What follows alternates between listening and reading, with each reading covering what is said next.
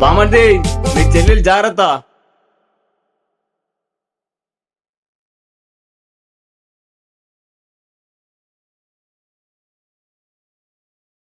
ఏరా? మా బండితనం కావాలరా. ఎందుకురా? స్విగ్గీలో జాయిన్ అవుదాం అనుకుంటున్నారా. నువ్వా? నిజమా?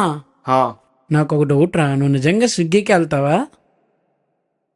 అరే బాబు, నా మీద ఒట్టేసి నువ్వు నన్ను చంపిగ్గానే ఇదిగో తాళం తీసుకో. నువ్వెలా వెళ్తావు? నేను ఆటోకో దేనికో వెళ్తాను, కానీ నువ్వు వెళ్ళు ముందు.